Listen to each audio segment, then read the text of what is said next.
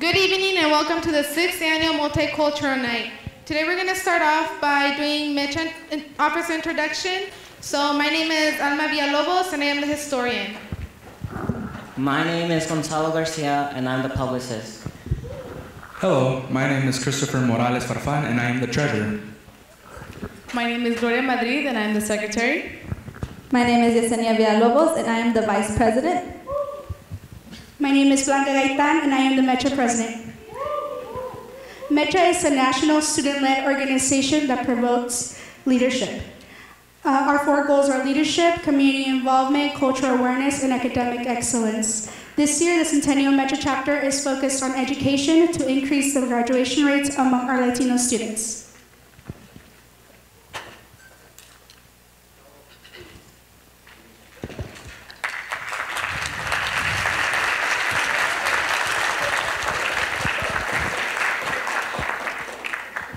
So once again, welcome to the 6th Annual Multicultural Night that MEChA hosted to celebrate the diversity of our students at Centennial High School. This year, with our chapter's focus on education and graduation rates among minorities, we want to highlight the importance of education beyond high school. The graduation rate for Latinos at Centennial High School is 63.5%, 18.2% less than their white students here at Centennial High School. This leaves nearly 35% of Latinos without a high school diploma. Tonight, we want to highlight the fact that graduation rates among Latino students and other minorities are not as high as they should be, as well as showing the benefits of receiving and completing a high school education. This evening, we will focus on this issue while celebrating the diversity of our students at Centennial High School. Thank you.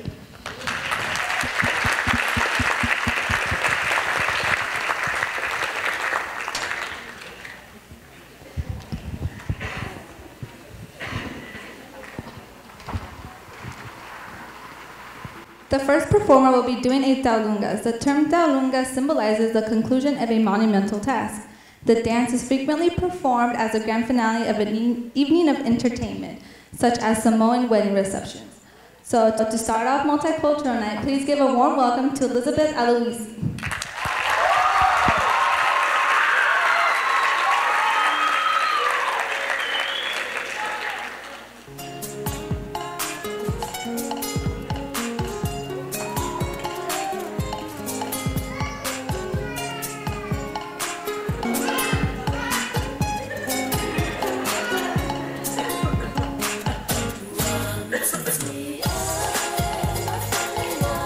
Say to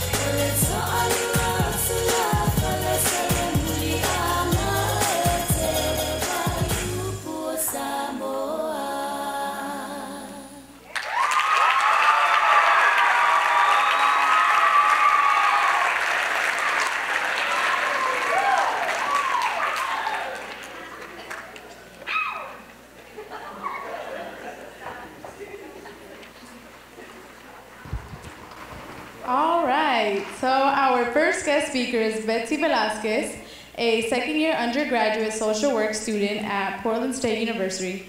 She's currently working as a patient navigator at Familias en Acción. She works with the Latino community who have chronic conditions. Ms. Velasquez is a ganas mentor of 2 freshman Latina students at Portland State University. Please welcome her.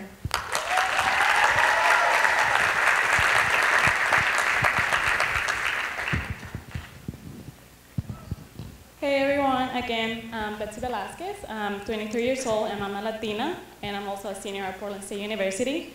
I'm very grateful to be here tonight to share my story as a minority living in the United States. So as a minority, I have been facing a lot of challenges, not just in school, but I guess in every aspect in life. Everything just started when I was on my first day of middle school, I remember. Things weren't easy. I had to learn a new language. I had to learn English. I had to adapt to a new culture. I had to make new friends. I had to leave my family behind. So things weren't easy. And this was back in 2005 when my new life started. Something that I didn't want, but it happened. Now I look back and I say I'm very grateful to my parents, and I appreciate what they did for me, because I'm pretty sure that has made me the person I am today, and that has taken me so far. And so I'm very grateful for that, but I still see that the challenges are there. So that doesn't go anywhere. And as a minority, also I said before that education was one of the things that one of the struggles for me. And when I was in high school, I think things were easy. You know, I went to school. I didn't have to pay for tuition, for books, or for anything. But after high school, when I graduated, that's when I realized that things weren't easy. That if I wanted to continue with college, then I had to either apply for scholarships or find ways to pay for my tuition. So that's when I realized that things were gonna get a little bit more difficult for me. And as I started applying for when I tried to apply for FAFSA, that I couldn't do it. I couldn't do that because of my legal status. So that's one of the big challenges for me there, because I wasn't able to do that. So I had to ask people and figure out how I was gonna pay for college, because I wanted to continue with my education. And so the first thing I did was just ask people and figure out, so how have you been doing it? Where do I need to apply? Or what's the first step to apply for college? Or what's the first step? So how I did it was just talking to people, getting to know other people, talking to my counselor in high school. So that's the way I did it, and it was hard because I had my struggles again, and I didn't know. Okay, because of my legal status, then that means that I cannot do certain things. But I did it.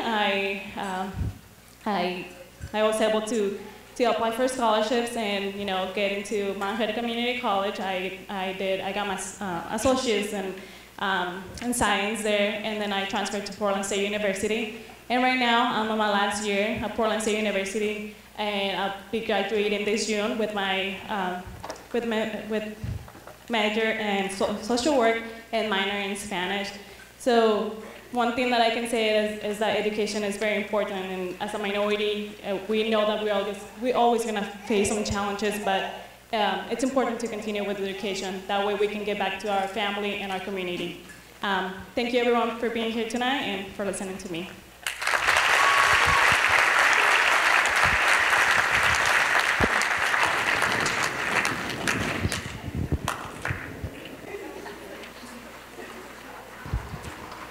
All right, so our first guest speaker is Betsy Velasquez, a second-year undergraduate social work student at Portland State University. She's currently working as a patient navigator at Familias en Acción. She works with the Latino community who have chronic conditions. Ms. Velasquez is a ganas mentor of 2 freshman Latina students at Portland State University. Please welcome her.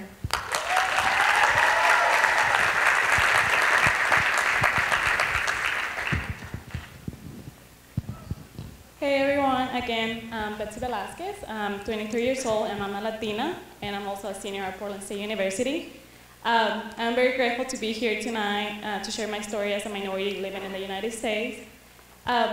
So as a minority, I have been facing a lot of challenges, not just in school, but I guess in every aspect in life. Everything just started when I was on my first day of middle school, I remember. Things weren't easy. I had to learn a new language. I had to learn English. I had to adapt to a new culture. I had to make new friends. I had to leave my family behind.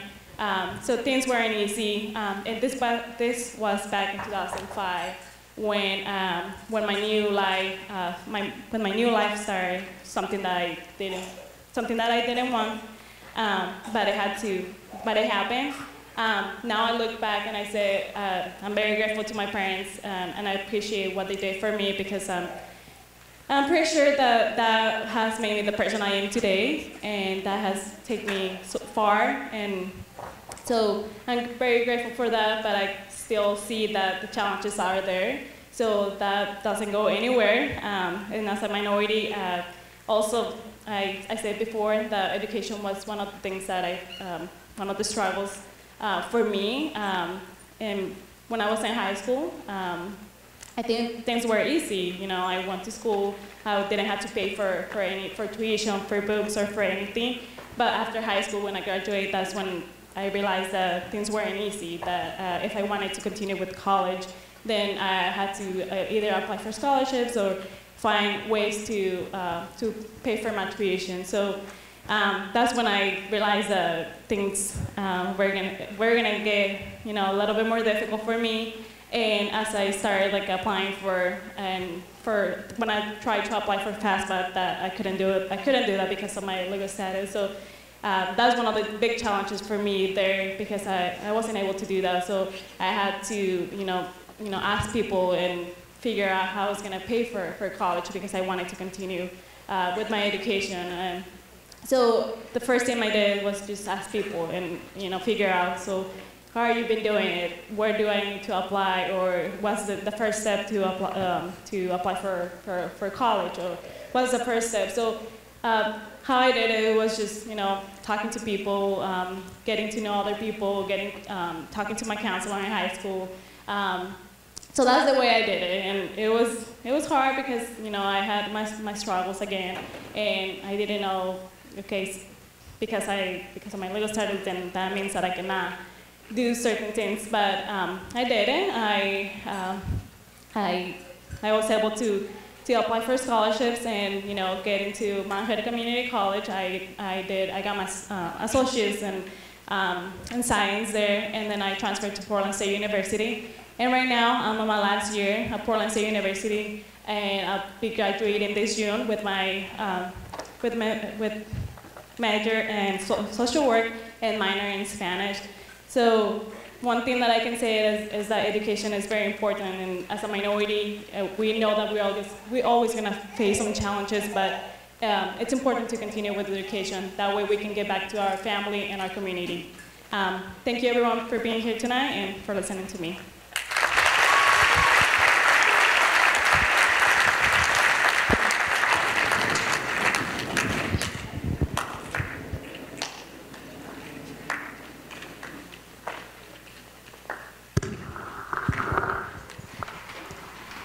Mexico is known for its bright colors and delicious meals, but how could we forget the traditional mariachi music?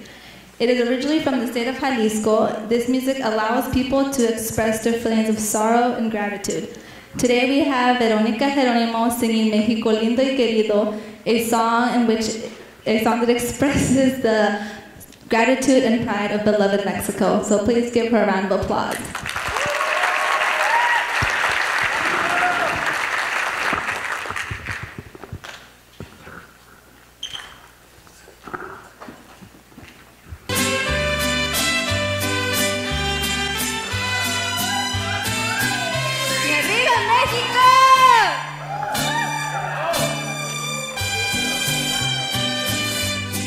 Voz en la guitarra mía, despertar la mañana, quiere cantar su alegría, mi tierra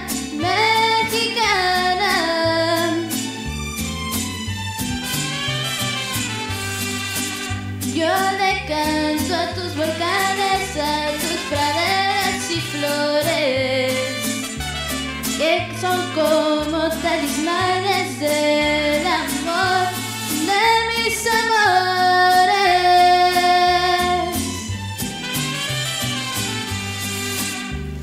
México lindo y querido, si muero lejos de ti, que digan que estoy dormida y que me traigan a ti, que digan que estoy dormida y que me traigan a ti.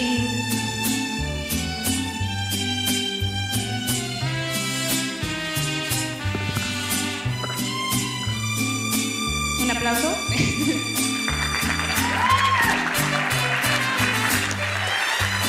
Que me entierren en la sierra, al pie de los madrigales, y que me cure esta tierra que es cuna de hombres cabales. Voz de la guitarra mía, al despertar la mañana, quiere cantar su alegría a mi tierra mexicana.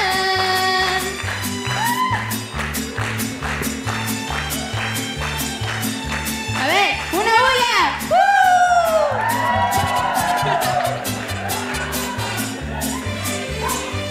México lindo y querido, si muero lejos de ti, que digan que estoy dormida y que me traigan a ti, que digan que estoy dormida y que me traigan a ti. México lindo y querido, si muero lejos de ti, que digan que estoy dormida y que me traigan a ti, que digan que estoy dormida y que me traigan a ti.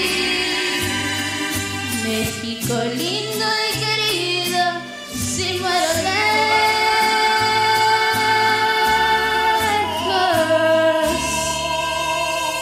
de ti.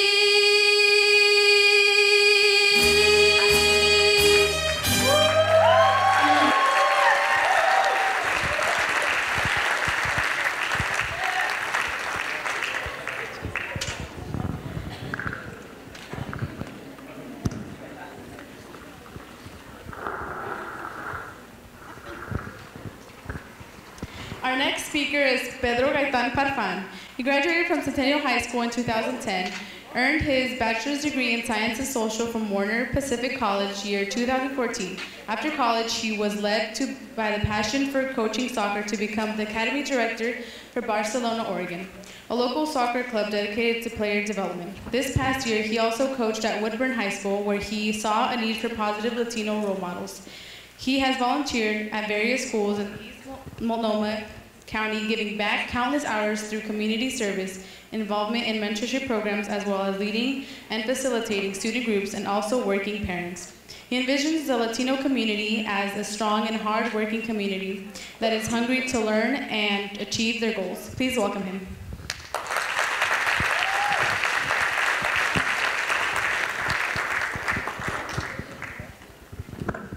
Thank you, Gloria. Good evening, Centennial. How's it going? I think we got a packed auditorium. Feels good to be home. Feels good to be home. Class of 2010, proudly say it everywhere I go. Class of 2014 from Warner Pacific, so I got love for there too. Tonight I'm here just to talk a little bit about a few things. I know that Schneider and I were talking yesterday, and now he actually gave me more thoughts to talk about, but I only have 5 minutes, so I got to keep it short. One of the biggest things that I wanted to talk to you all about, realizing that this is a MEChA event, and I'm hoping that there are some parents here that for those Latino students that we're talking about here, that with low graduation rate for that group. Language is one of the biggest things, and I bet you just talked about it too. The other thing is culture, and this is one of the biggest things for me. But I also wanted to talk about how overcoming barriers as a Latino and overall as a student here has been one of the biggest things. When somebody tells you you can't do something, don't just do it to prove them wrong, but do it to prove yourself right. That's one of the biggest lessons I've ever learned. I'm talking about from all the students I see, showing up to class on time. If you can show up to class on time, you can actually maybe get something done. I see a lot of you all walking around after school really slow, so I think you can do it a little bit faster. Also, I think that one of the biggest things in life that has helped me is recognizing that you have decisions to make in life. And one of the biggest things that Snyder and I talked about yesterday is having the option to make those decisions. And I think education really can help you. And this is why I strongly believe that. Education will give you more options in life than you can choose from. But you gotta look at it that way. If you achieve getting a high school education, go to college and getting that education, if you want to look at it from the money side, if you want to say, hey, if I have a college degree, I'll get more money, that's fine. I personally don't really value money that way. I mean, obviously you still need it, but it's not the end of it all. So I think of it this way. If I have a college education, I have options to choose from. I have different jobs I can do. I have different activities. For some reason, I haven't been invited here, so I must have done something good, right? So there's things that give you options. Education is one of those things. If you have a good education from a good school, or I guess it doesn't matter if you have a degree, right? I'm just kidding. Pretty sure all degrees are good. So if you have a degree, you can pretty much open up your options. Now, one of the biggest things that I talked to Schneider about, and I thought that was a really good point to bring out today. If you have a choice, so if you only know A, and A is the only thing you can choose from, you are not making a decision. Somebody's making a decision for you. But if you know you have A, B, and C, and you know what each decision will bring to your life, whether it's good or bad, then you will know exactly what decision you want to make. So my question for you today is, do you know what choices you have to make, or is somebody making a decision for you? Thank you very much.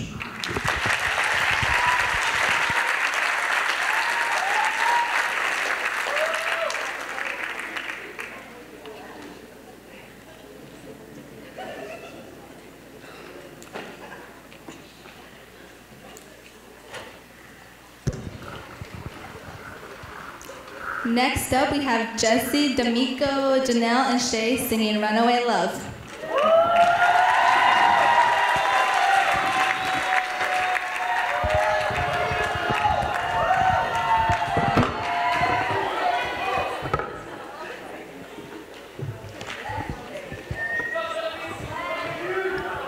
So how everybody feeling tonight? Y'all feeling good?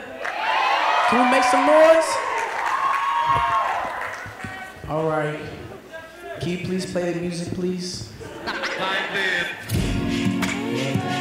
Run away, love. Run away, love. Run away, love. Run away, love. Run away, love. Now little Lisa's only 9 years old. She's trying to figure out why the world is so cold. Why she all alone and she never met a family. Mama's always gone and she never met a daddy. Part of the missing is nobody was listening. Mama's on drugs, getting high up in the kitchen. Up in the really fussing with her in the world on her own. What's to think that is a place called home? Nothing else to do but get her clothes and pack. She said she about to run away and never come back. Run away, love. Run away, love. Oh, run away, love. Run away, love. Run away, love. Run away, love. Run away, love. Well, then the cold was only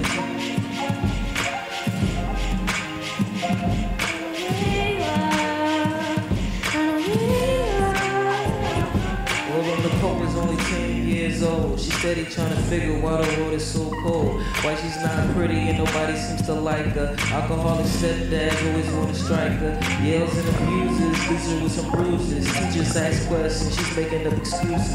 Bleeding on the inside, crying on the out. It's only one girl really knows what she's about. Her name is Lil Stacy and they became friends. Promised they'll always be tight to the end. Until one day Lil Stacy gets shot. A drive-by bullet went straight up on the block.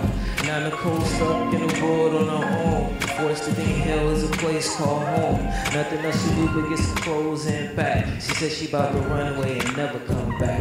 Run away, love, run away, love, run away, love, run away, love, oh, run away, love, run away, love, run away, love, run away, love, run away, love. Years old, she trying to figure out why the world is so cold. So she pops X to get rid of all the pain. But she's having sex with a boy who's 16. Emotions run deep, man, she thinks she's in love. So there's no protection, he's using no glove. Never think about the sacrifice of her actions. Living for today, not tomorrow's satisfaction. Day goes by and her belly gets big. Her body fills out, she ain't ready for a kid. Knowing her mama will blow it out of proportion. Plus she lives poor, so no money for abortion.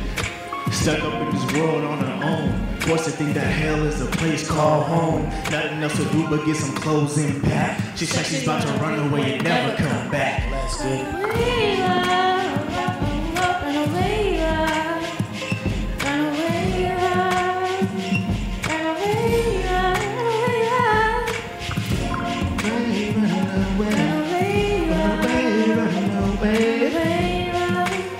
Alright now, if I could get everybody to just clap your hands like this. And I just clap your hands like this. Clap your hands like this. Like this, yeah. Clap your hands like this. Now everybody just clap your hands like this. Like this. Now just clap your hands like this. So like this, yeah, Clap yeah. your hands like this. Just clap your hands like this. Thank you.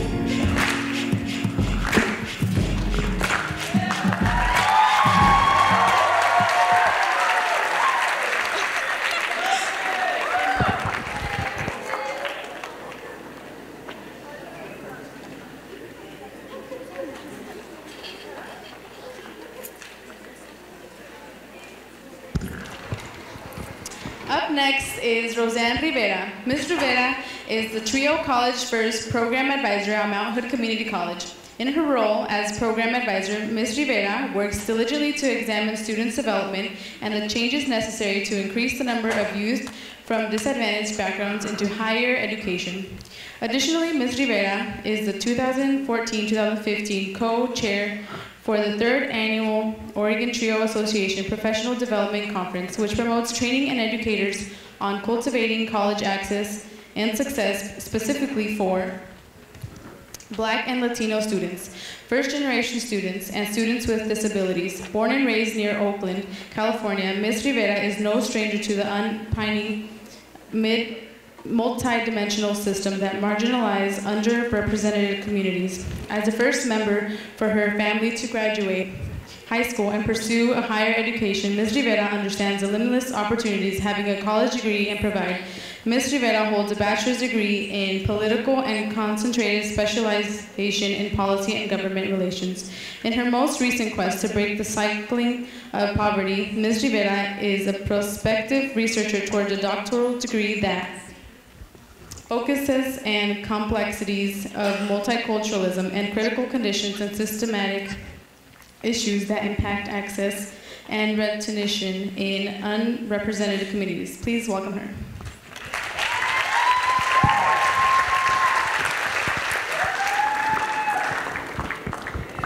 I feel like I should rap or dance or something. So here I go. No, just kidding. So first and foremost, this is just such an honor to be here tonight. I want to first honor the MEChA Club and all the students here who took time out of their schedule to be here, all the staff and faculty. This is absolutely amazing. Ever since I stepped foot in the Centennial District, it was not just a school honestly, this is a family. We are a community, and I really feel the love every time I come in here. So to get things started, you know, I always integrate my personal experience and my passion towards the work that I do. Starting my educational journey, I made that long trip from Oakland, California, all the way up here. I had a brother who lived in Tillamook, which was a huge culture shock for me. But I walked through the doors at Tillamook Bay Community College, and I remember just asking someone at the front desk, you know, look, I don't even know how to sign up. I don't even know how to fill out an application, but all I know is I want to go to school. At that time, I had 2 little girls. I was a single parent, and I really had no direction. I didn't have a job. So technically, I was displaced, and I was kind of, if you want to call, homeless. And I remember navigating the system, feeling lost at times, feeling like I wanted to give up. There was many times that I did. I took terms off. It took me, you know, nearly 10 years to get to where I'm at now, but I'm here to tell all of you that your dreams and your goals and everything that you want to do is absolutely possible. And some of these things that I'll go over today are ways that can make your navigation process a little bit more smooth. Here at Centennial High School, we have a phenomenal staff, starting with, you know, not only our principal, Mr. Ricker, our superintendent, all the way to everyone in the front office and our counselors, here to support our students. Really, when we want to talk about going to school, we always think about we can't afford it. Oftentimes, that's the biggest thing that I hear when I work with students. So it's not that academically, you know, they're not necessarily academically challenged, but they'll face the fear of feeling like, you know, my family can't afford it. We're in a situation where we just don't foresee that happening. So first and foremost, I always tell students, let's start looking at financial aid. That's really that focal point that we'll want to start at. I know this kind of seems daunting, and there might be a lot of information that we're not understanding right now. I will have a booth out front when we break to eat, so I would like folks to come up. I'll have all this information in detail, and I would love to talk to you about that. Financial aid, just to give a little bit of background about that, it's a link and part of the U.S. Department of Education. It's really the largest provider for financial aid for students in the nation. Over $150 billion that financial aid provides, not only in the form of grants, but in the form of loans, work studies, which helps over, you know, around 13 million students paying for their college career. Also, when we think about, you know, students who are undocumented, a lot of the times I have students come in my office and, you know, they'll sit there and they'll tell me, you know, Roseanne, I really want to go to school, but, you know, I'm facing some really hard challenges here, and I don't qualify for financial aid, and I don't even know what scholarships are offered that I would be able to obtain. So what I did this year, and actually I started this last year, I put together a huge packet of information for students who may be experiencing that, who are undocumented, going through different challenges that could get in the way of them being eligible for financial aid. So I do have an extensive list, but I wanted to just focus primarily on the Prudential Spirit and Community Award, which is about $5,000. This scholarship is absolutely one of the, you know, the top scholarships that I see students apply for that have DACA status. And really all you need to do is be a high school student who has volunteered in your community and has made a difference. So as simple as that may be, you know, your counselors and the professionals here to help you can walk you through those essays, help you edit, and assist you with that information. The Hispanic Scholarship Fund Award, it really varies. There's lots of scholarships offered under that. And also DACA students are eligible for that scholarship.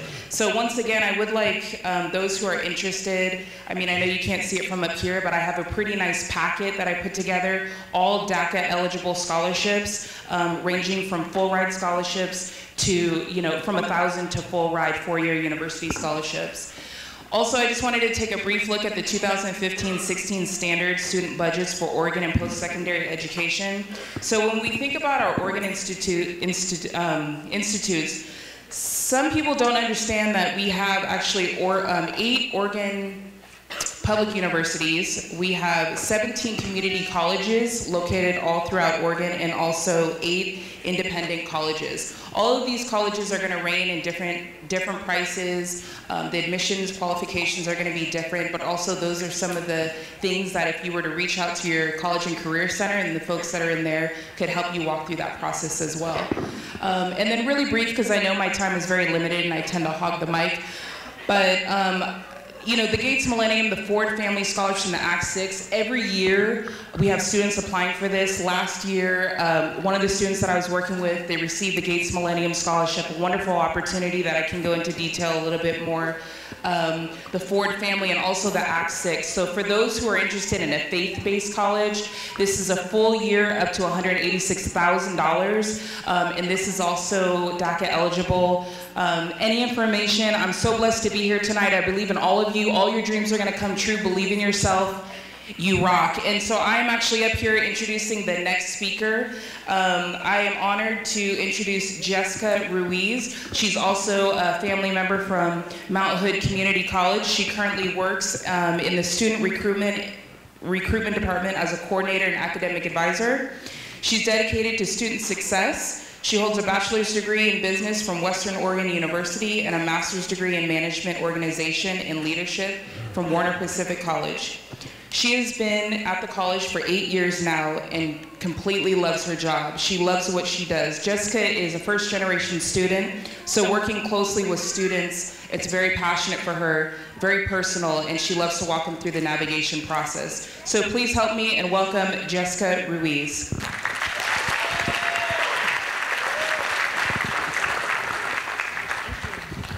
How's it going? Are we doing good? I am so excited to be here. I didn't realize it was going to be an awesome show and see all these great performers. So I'm really glad that I was able to be a part of this night for you guys. But I also just wanted to quickly talk a few things about Mount Hood Community College and why I'm here. So, like Roseanne mentioned, I'm an academic advisor, which means I help you pick the right classes that you need to get the degree that you want. Why would you want to consider Mount Hood Community College? We have over 120 different programs. Everything from apprenticeship programs where they pay you to teach you something, or we can do some one-year certificates, 2-year degrees that get you in and out in a job, and or degrees that transfer onto a university if that's what your end goal is going to be. Now, I know Roseanne was talking about finding ways to get money to pay for your schooling. There are so many different ways that you could find money even at Mount Hood Community College. We have our own general scholarships. DACA is great. You guys can apply for that. We don't even require socials to come to our school. And so there are so many options there just for general scholarships. We also have leadership teams. So there's a bunch of leadership teams that will pay half or your full tuition by being a part of them. I actually run one, and all they do is give campus tours. They come out here and they talk about their experience, which a lot of you guys are doing today already, and then they give campus tours, and I pay half or your full tuition by being a part of that. And so really I encourage you guys to think about community college first, or even Mount Hood, just because it's a little less expensive, and it helps you with your first 2 years to get prepared to move on. And as a first-generation college student, I'll tell you what, it was not easy. I come from a really tiny town that's crazy in discrimination. So I suffered a lot when I was in high school, and nobody told me anything about college. You're expected to just chill at home and have babies. That's pretty much where I come from. And so my dad was the only one that encouraged me to go to college because he says, my life sucks, I want yours to be better. And so because of that, I ended up going into college.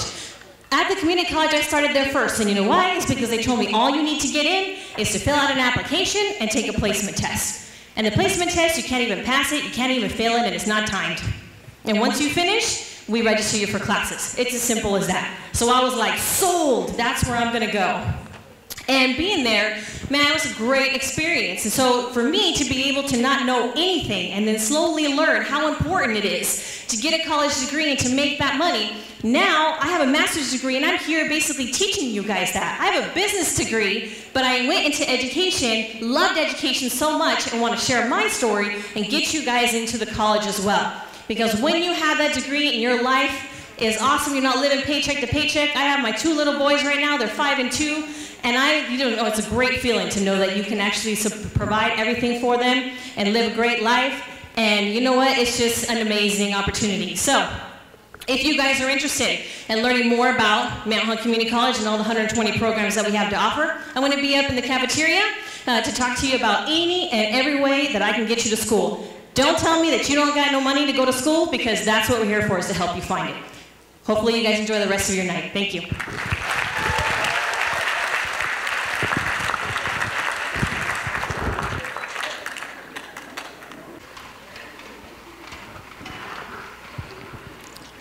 Chase Clotter and Mohammed Shabib have made a documentary about Mohammed's journey and school experiences in Iran compared to school in America. But before we show the video, Chase and Mohammed would like to come and explain a little bit about it.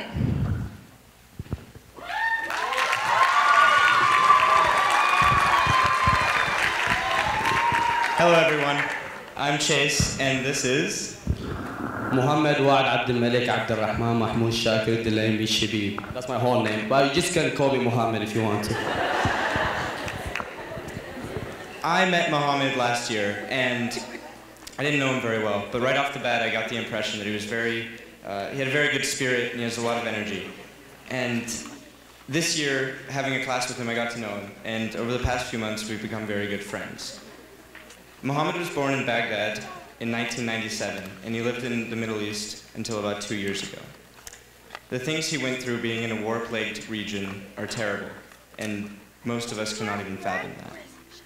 So hearing his story over the past few months, I decided it'd be a good idea to make a documentary and share it with all of you.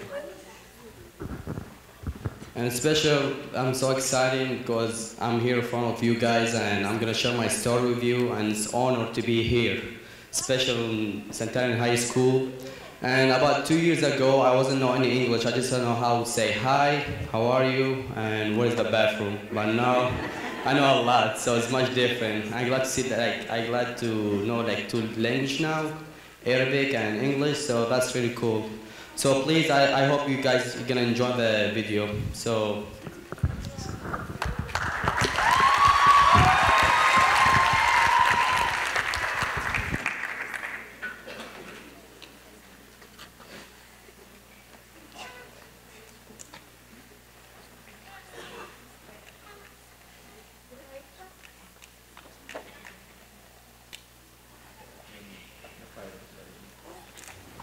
The Iraqi soldiers and U.S. soldiers against terrorists in the war on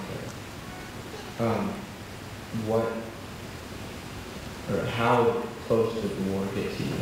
Well, actually, there was a shooting around us and soldiers everywhere, and there's a dead people, dead soldier lying down the street. And you believe that the dogs come and eat them because nobody can pick it up. If anybody tries to pick it up, they will shoot them. And the house next to me, he got hit by a missile, and it was exploded. And my house got hurt too. It was a wall, it fell down, and it was terrible, man.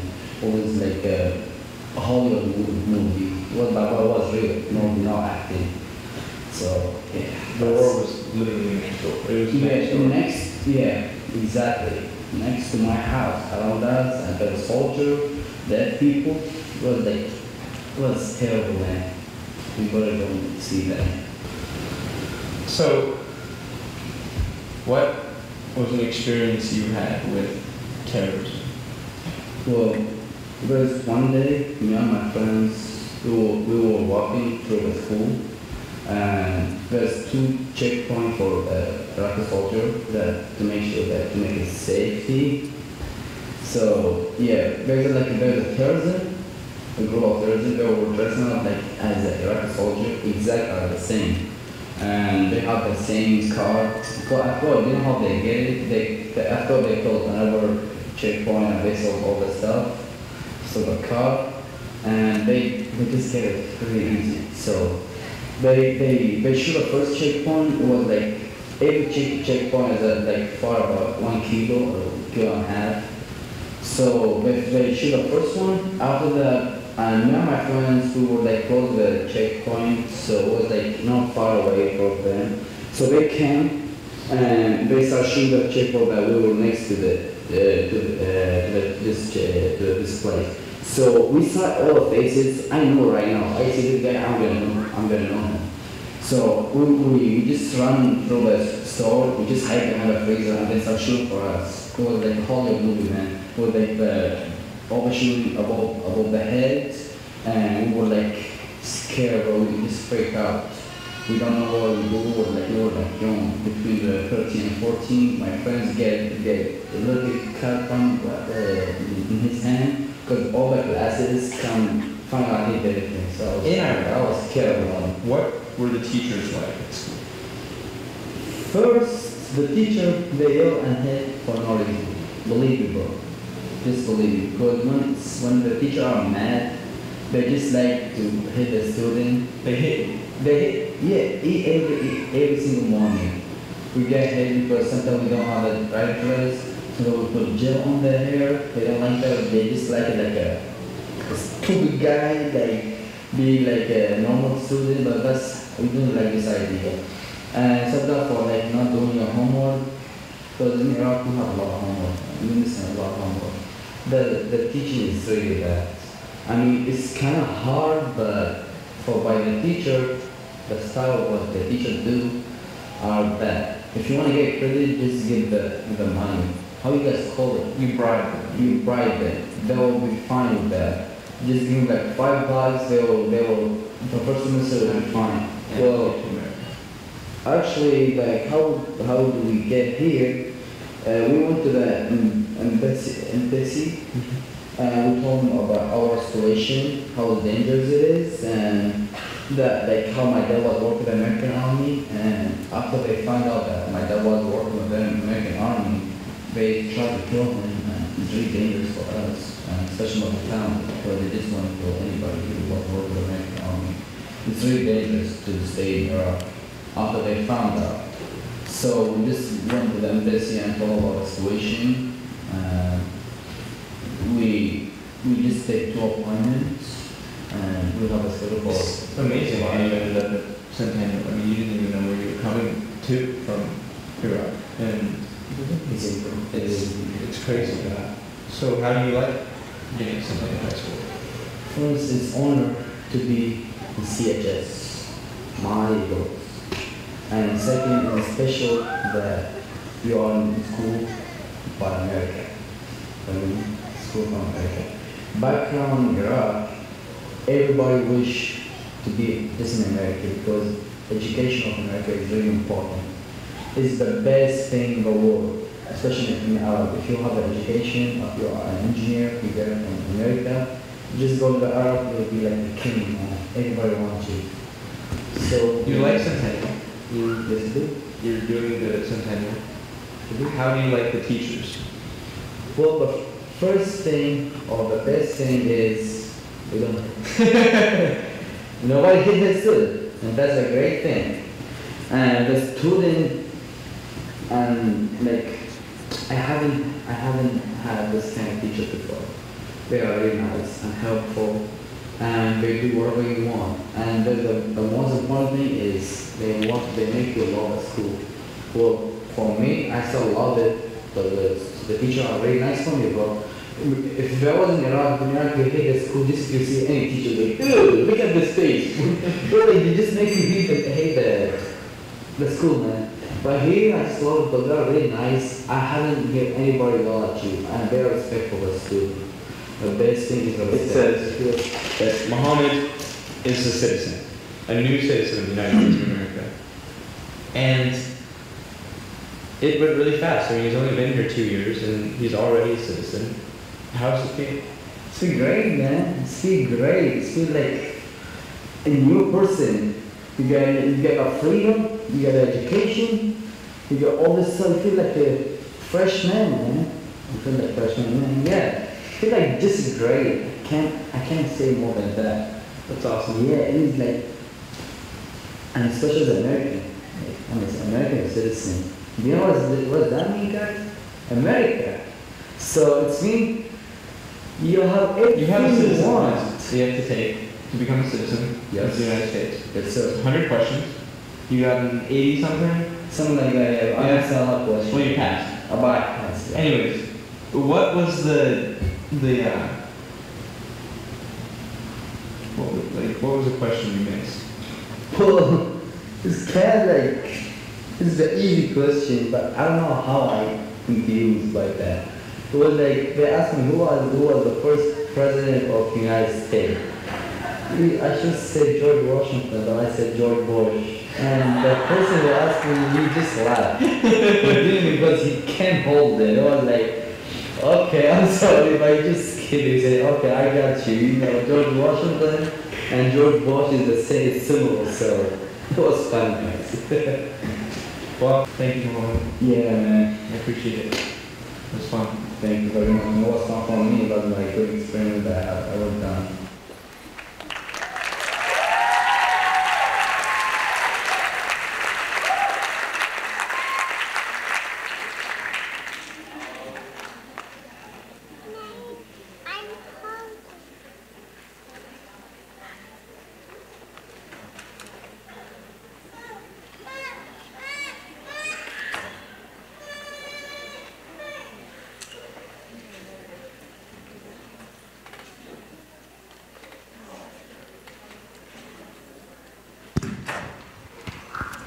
Okay, so now we have a couple, Raul and Cindy Reyes.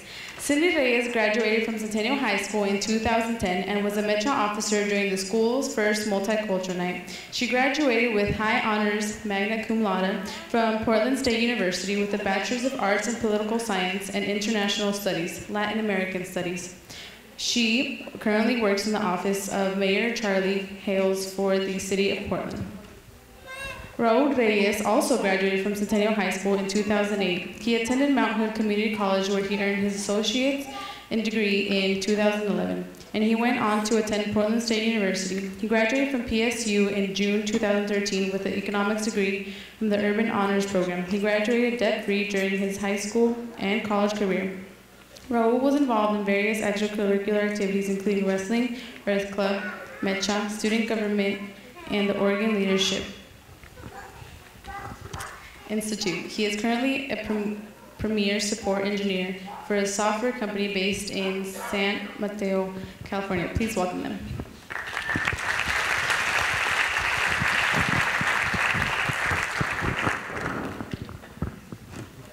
Hello, everybody. How is everybody doing? That's good to hear. How's everyone doing? Can you hear me okay? No? Can everyone hear me? Okay. You have to turn it on first, they told me. Cool, so they only gave us 2 hours for this, so we're just gonna try to go over our whole lives from when we were born, and then we'll go over to now. So we're just kidding, but Cindy's gonna get started here. All right, so what the MEChA officers did is that they provided us a list of questions to share with you all. That way it kind of guides the conversation a bit. So I'll start with the first question. And the question is, what is the difference between the people you know who did not pursue a higher education and those who did? Okay, so I can't see everybody, but I'm sure you can see each other. Can everybody stand up if you know somebody who has gone on to college and gotten an education?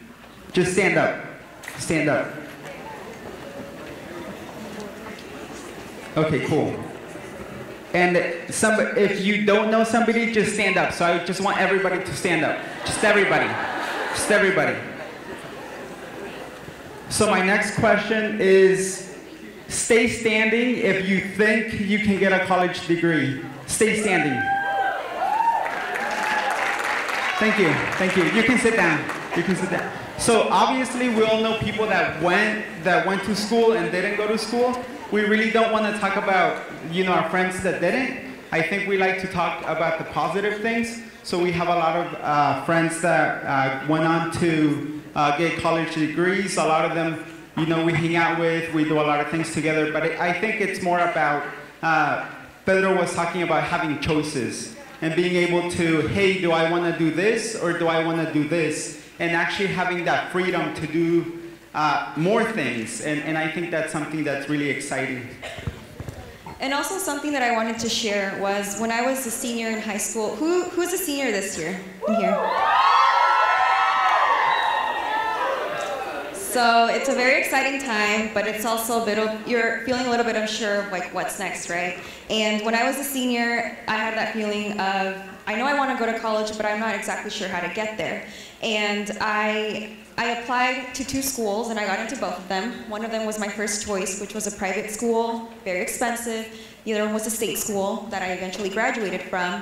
And I didn't go to my first choice because I couldn't afford it. I would have had to take out over $100,000 in loans, and that wasn't something that I wanted to put my family through. So I went to the state school. However, I remember that one of my fellow seniors made a comment about how I couldn't go to college because, and he was accepted to that same school because I was poor. And it made me feel very small, and it knocked me down a bit because I was very bummed out that I couldn't go to that school. But you know, I went to Portland State University, I graduated with honors, and I also graduated with a job on graduation and 0 debt. I graduated with taking out 0 loans. Whereas that individual kind of did the opposite. And I'm not saying that to put the other individual down. I'm just meaning it to say that sometimes you might find it difficult to achieve something, but as long as you work really hard for it, it's possible. I started off when I graduated from Centennial, I had $0 in my bank account, and I wasn't sure how I was going to pay for that first year of college. But I worked really hard, I applied for scholarships, and it all worked out for me. So I really encourage you all to, if you're in that stage feeling like that, don't let it hold you down, because you can overcome that. Next question. So question number 2 was, how do you think your lives would be different if you hadn't pursued a college degree? I think we touched a little bit on that, and we'll just go over to number 3. We'll just kind of merge those 2. In what ways has education improved your lives that people don't usually talk about? So the first one, or the second one, how do you think your lives would be different if you hadn't pursued? How my life would be different? Yeah. I don't know. I guess it's when you're in that period of when you're feeling unsure, I guess is something that you think about. But I don't know if I would have the same standard of living. I'm able to provide a bit more for my family now. My mom is in Mexico, for example, so every month I send her money. I don't know if I'd be able to do that if I hadn't been able to go to college, or, yeah. Yeah, so I think people say, you know, it's not about the money, and it really isn't. But at the end of the day, a lot of you are in high school, but when you go to college or when you start, start a family, you really have to start worrying about those things, and, you know, being able to make sure your car isn't going to break down, which is something that we used to worry about a lot. And now it's just kind of like, okay, we're able to have more choices. And I think that's a point that we wanted to drive home, is just having the choices. And right now, Mohammed talked about, you know, being in America and being in the greatest country in the world. And I think we just need to be able to take advantage of those opportunities and the freedom and following your dreams. I think that, you know, when you're going through whatever you're going through, and what happens is you say, hey, I'm never going to get out of this. Or I have so much homework, or I have so many things. I think you need to worry about what the end goal is and what your dream really is. And then once you worry about that, you know, everything else comes easier. And also something, our family is extremely proud of us. I think the other day we had a family get together, and my dad's like, oh, I guess here's my daughter and her husband, my son-in-law, and this is what they've done, and I'm so proud of them.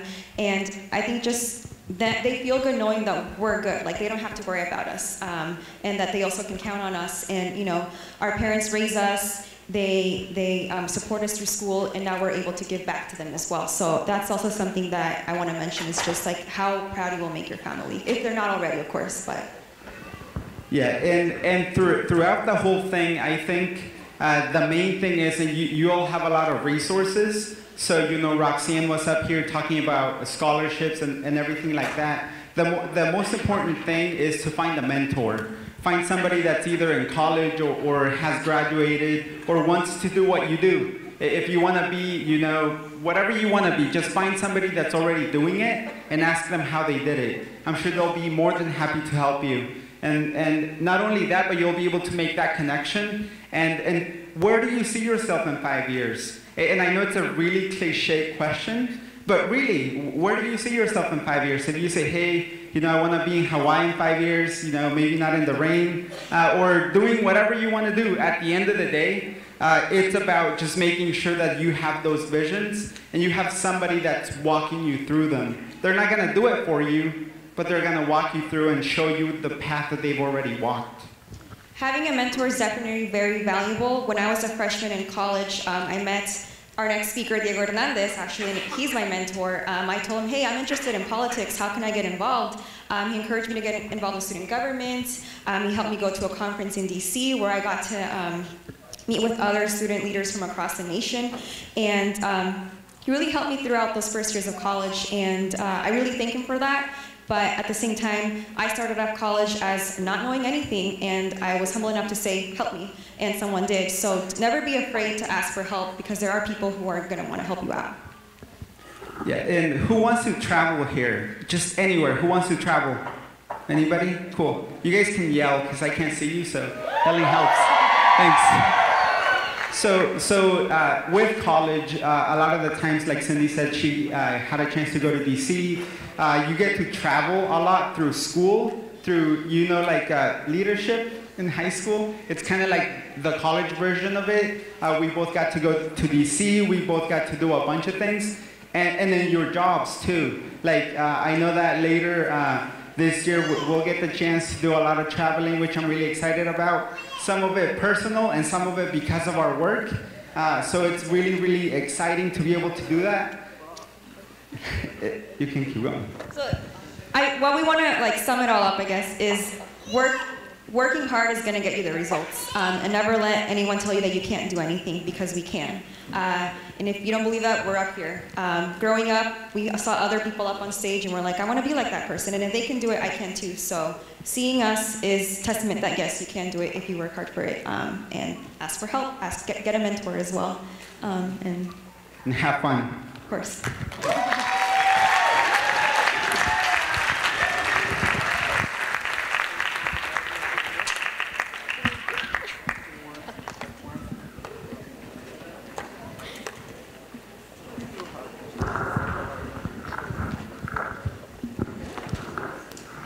Next, we have a group of dedicated students from Centennial, Gresham, Reynolds, and the David Douglas schools.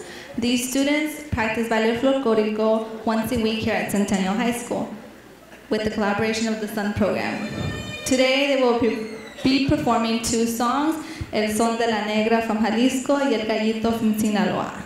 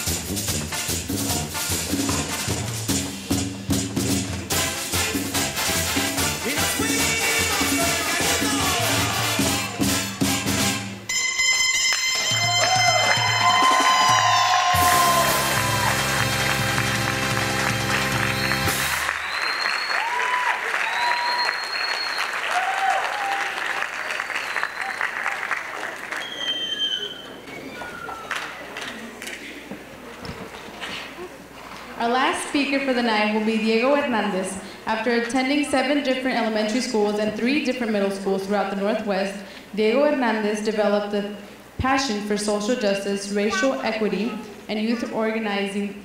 His first in his family to attend college, Diego went on to earn a master's degree of social work from Portland State University. In 2012, Diego became the youngest person and first Latino ever elected to the Reynolds District School Board.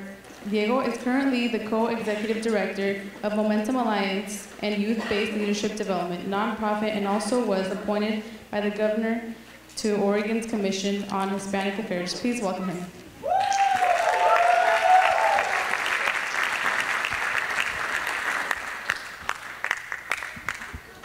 That's weird, I can't see you all, but you all can see me. When they first asked me to speak tonight, I thought it was going to be a small group, and then I came here and I saw you all, and I was like, oh, I'm going to freak out. Hola todos, no sé cuánta raza tenemos allá. A ver, ¿se oyen? That's a lot, and I can't even see you. How about my black folks? Any black folks? How about my Asian community? Yeah. Any natives in the house? Latinos, you're native too. You can yell at that too.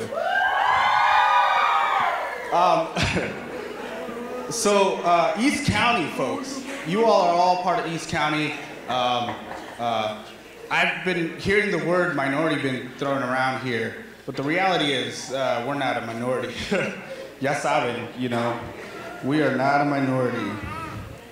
Especially the current generation. If you go to the high school here, you go to the elementary schools, you know that we are not a minority anymore. So that connects to my story. I'm gonna talk about my story and how it relates to the importance of education and higher education. Because there's always been a consistent theme with education in my life. The theme was always that education wasn't the thing to do, especially coming from communities of color, especially coming from my community. I always heard, don't be a white-sican, right? If I did good in school, I was a white-sican. Don't worry, I didn't do good in school at first. I failed a lot. But I believed it, you know? I would fail these standardized tests that I would take in the elementary schools, and I would believe it for myself. I was like, education wasn't the thing for me, it wasn't for my community. My family, my parents are both Mexican immigrants. My dad is a farm worker and now a factory worker. My mom cleans houses. That was my upbringing, and I really believed it. I was usually the only Latino in the class, which is weird now because for some of you, you know, you're not the only Latino in class, which is great, right? But it makes you reflect on your identity a lot, every day. You have to think about it, because you're the only one that's different. That's the difference between majority and folks who are from an underrepresented community, is that we always have to constantly think about our identity. Anyway, back to my story. So my parents were migrated here when they were really young, ages of 18 and 19 from Mexico. And we moved here to Oregon. I ended up going to 7 different elementary schools, like the intro said, and mostly because of eviction. You know, we would pay rent, and then we couldn't, and then we'd get kicked out. But I went from school to school, and then I went from middle school to middle school, and then something tragic happened in my family. My mom was cleaning a house, and she fell. I was there, and I saw it happen. And unfortunately, she was really injured. And at the time, I was only 11, and I was holding the ladder because she was cleaning a window. And for some of you can relate to this because you went to work with your parents, or you still go to work with your parents, or you work now. I worked since I was 7 cleaning houses with my mom. And at that time, I was holding the ladder for her, and she didn't want to scratch the floor. You know, we're in Clackamas, Happy Valley, those nice homes, and she didn't want to scratch the floor, so she put carpet. This is why science is so important, and math. Friction we didn't know about friction. If I would have known, I could have probably prevented it. But anyway, the ladder slipped, she fell 50 feet.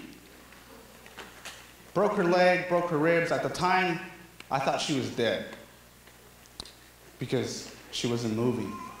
And I was 11, I was standing right next to her, holding her, crying. And these were newly built homes, so there was nobody around. I ran for miles looking for help.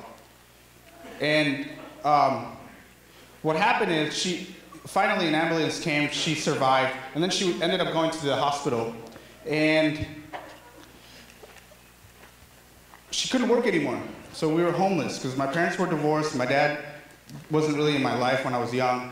And so I ended up going to Mexico for a year, and I went to school in Mexico, which changed my life completely because over there I had to walk my own desk to school every day.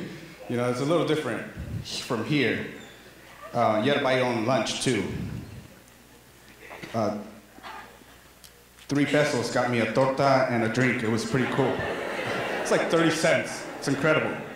You can't even get a hamburger for 30 cents.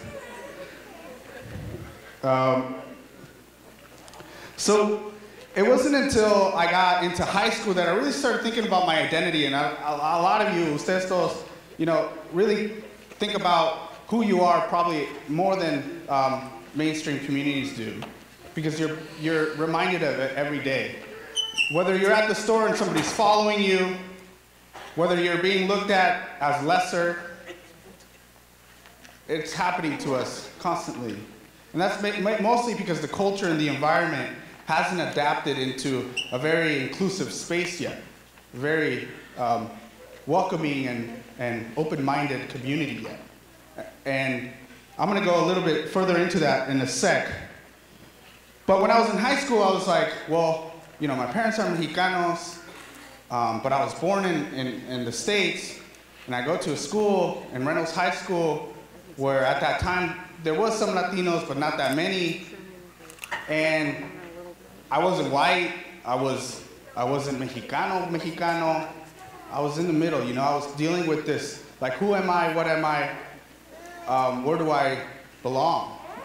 And a lot of us go through this, and it's natural science, it's natural human development to really contemplate who we are. And at that moment in time, I took advantage of the pain and anger I had from the accident that my mom had, and I knew I didn't want that life for her. I didn't want her cleaning homes. I didn't want that to be the generation of my life.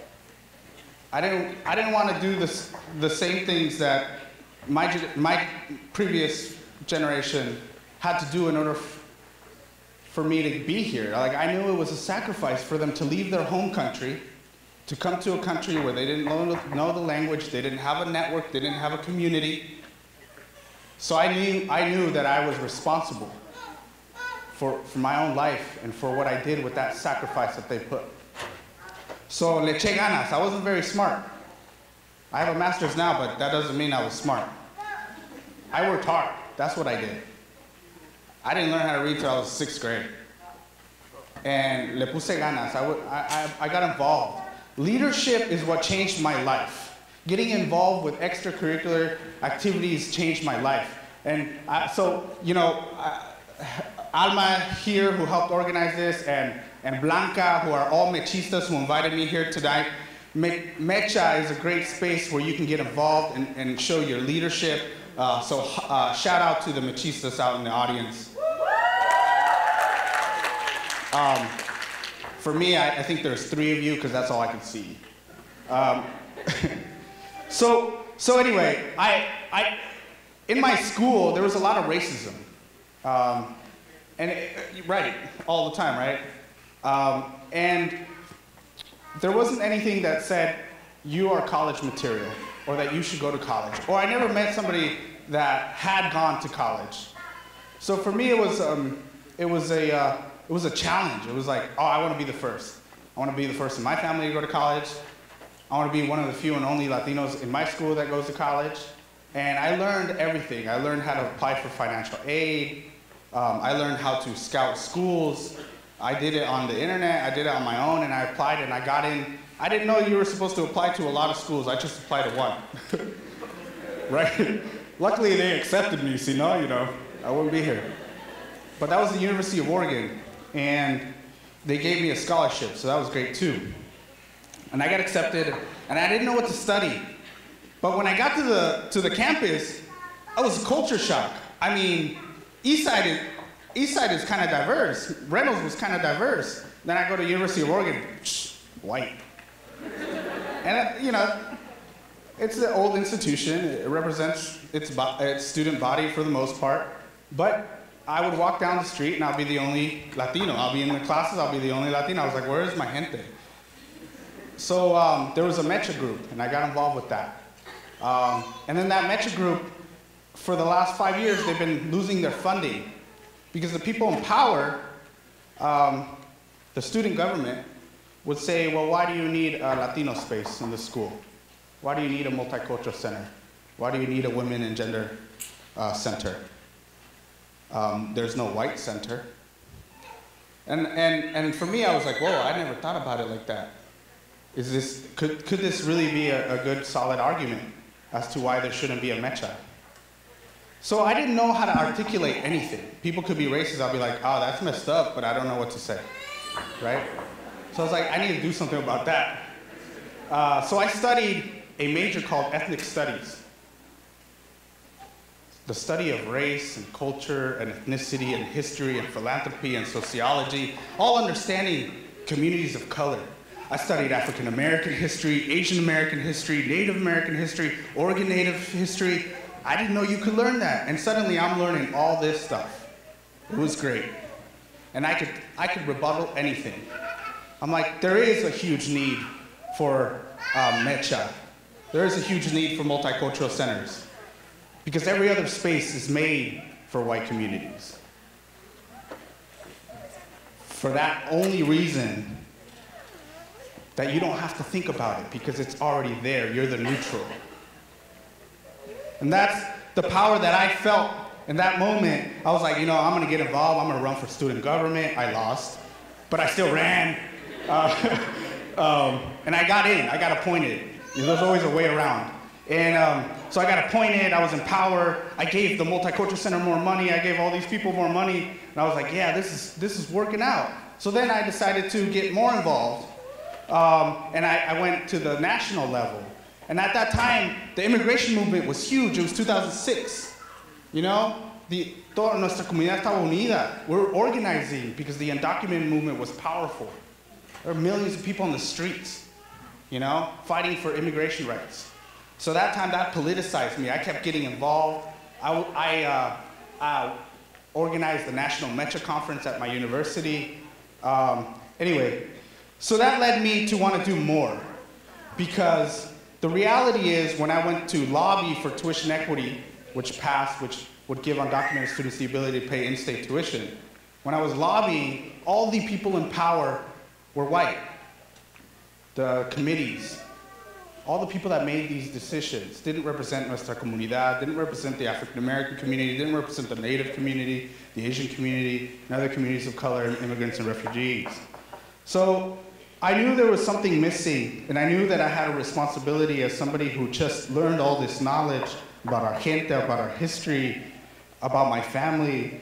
So I decided to pursue higher education, because higher education is really critical. For those of you who are not thinking about it, the students out there, I really challenge you to do, even if it's community college, always strive to do more, because what it is going to do is going to unlock you from these chains that exist.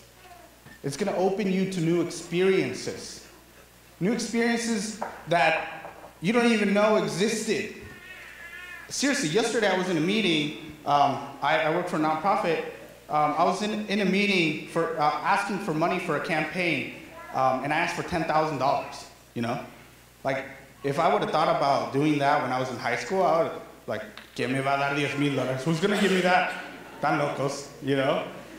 But now, you know, I have the courage and the power to easily ask these folks for money, and the reality is there is money out there, there is opportunity out there, and the only thing that is a barrier is the connection to our community and the educational experience needed to access those opportunities.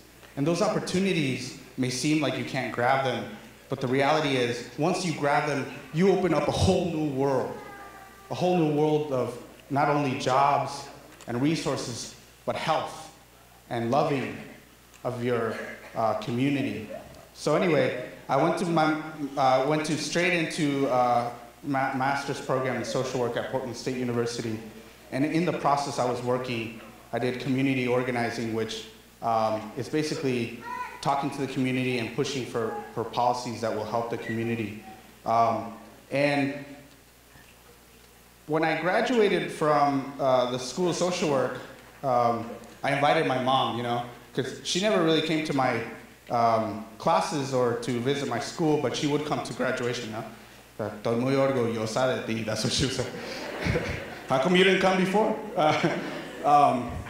But for me, graduating from Portland State University was really eye-opening because I saw my mom, my dad in the audience. Not like now, I can't see anybody, but I saw them in the audience, and when I got to give the speech, the commencement speech, and I looked at them while I was talking, and I could see that they were really proud, and that their hard sacrifice, their hard work, their hard labor every day, having to deal with bills and issues, that at least their sacrifice meant something in me. And I knew that I needed to use that to do more for them, to do more for our community, nuestra comunidad. So when I graduated, I didn't apply for jobs that I would technically only qualify for. I applied for jobs that I probably don't qualify for, that you need a lot of experience and you need the right connections. But I believed in something. I believed that if you don't go out there and look for it and try, you never know. And what I've learned from the white community is that they try no matter what, and sometimes they land it, and hey, it worked.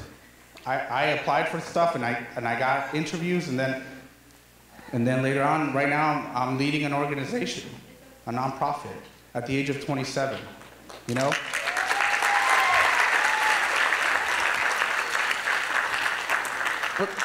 But that wasn't it for me. I was like, okay, I'm going back to my community, which is Reynolds. It's a little bit more east. You all know it.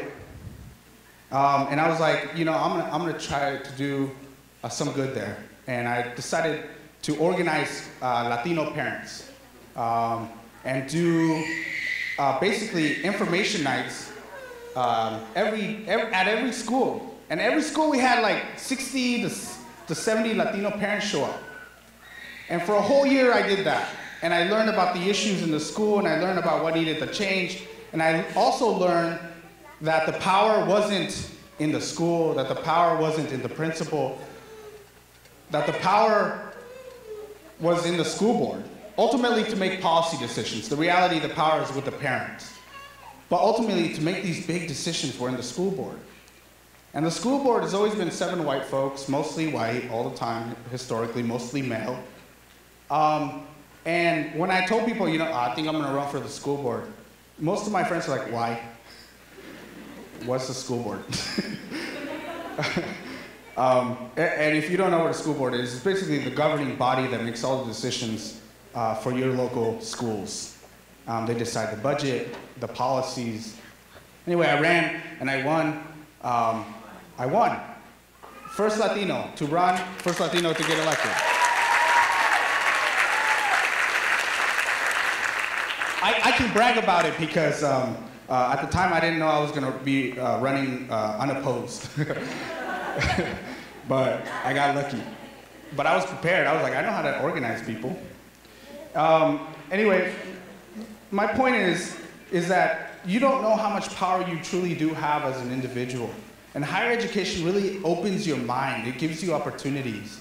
It allows you to see that building a network of folks that you don't know, folks who are different from you, folks who are not just from your community, it opens the door to so many opportunities. And that's what higher education is about. It is about learning just math or science or geology or geometry. That's a part of it, but that's not all it is about. It's truly about meeting people who know people in different businesses, corporations, nonprofits, governments. And whatever you want to end up doing, that's the way to go.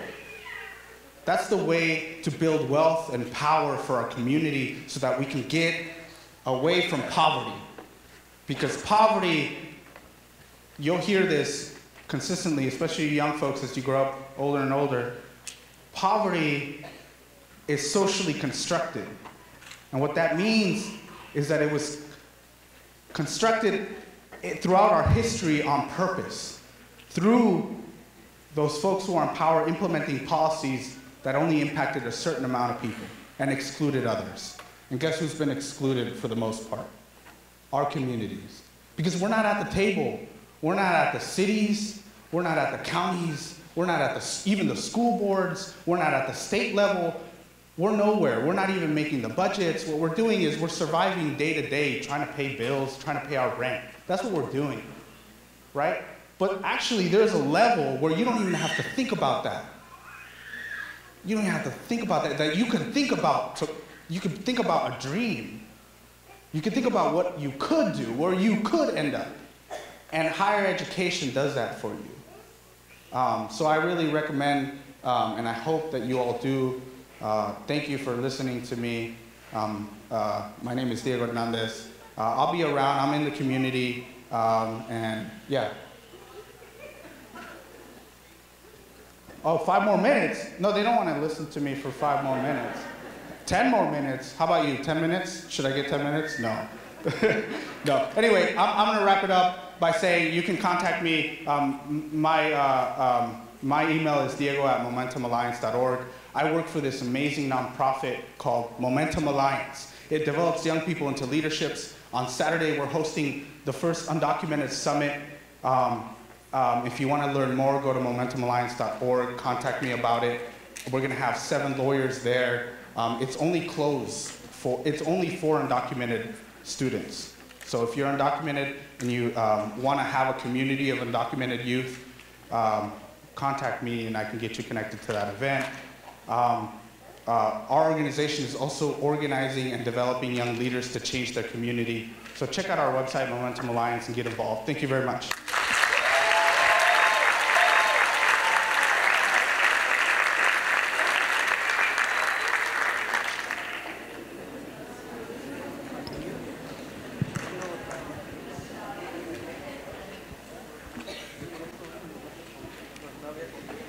MEChA Tiahui was formed in 1995 by Mexican and Chicano students at Oregon State University. They were the first Aztec dance group in the Northwest, formed with the intention of promoting their culture and straightening leadership in the Latino community through their culture. So now for our last performance, please give it up for MEChA Tiahui.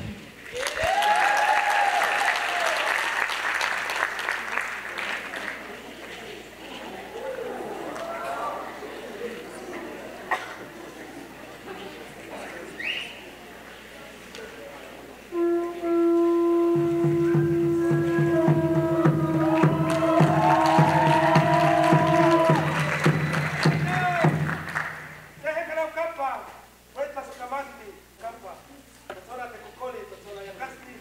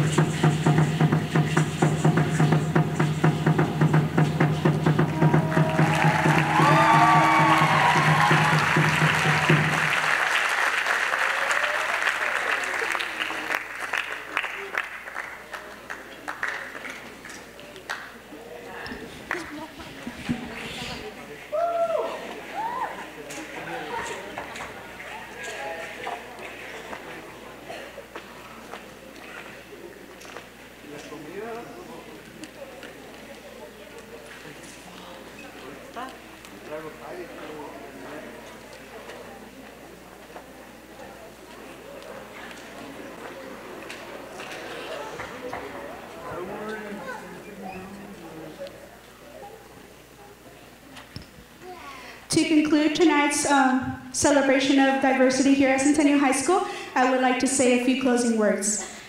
A high school and college education not only provides the occasion to learn, but also allows a person to explore different opportunities that were maybe not available to their parents. An educated person can have a life that they can enjoy time with their family without having to worry about living paycheck to paycheck. The benefits of an education last a lifetime. And because we want our Latino students to complete high school and go on to pursue a higher degree. I would like to close off the night by saying thank you to all of the organizations and volunteers who have provided support to make this event possible. Thank you to MetroEast Community Media for filming this night. The coverage of tonight will be aired on TV to reach the families who could not join us. For the next part of the night, Metro would like to invite you all to a dinner celebration in the cafeteria.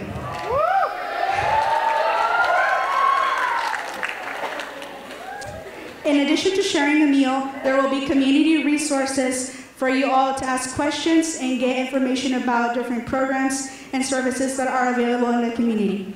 Right now, I would like to introduce you to the interpreters for the evening. They will be translating to the top 5 languages of Centennial High School.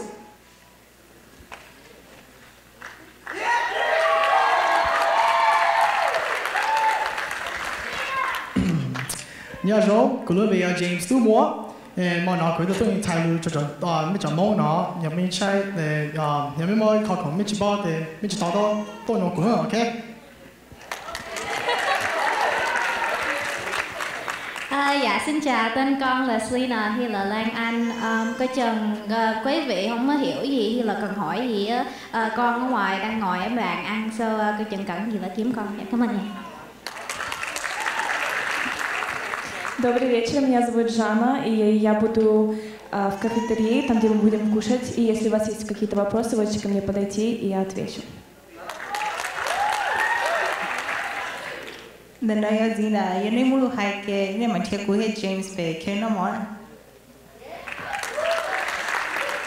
Buenas noches, mi nombre es Pedro, estaré en la cafetería para responder cualquier pregunta que tengan por ahí.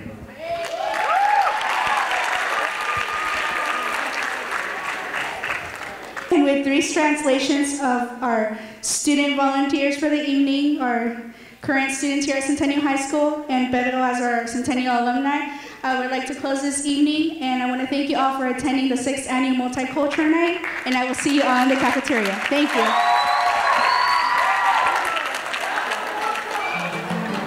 you.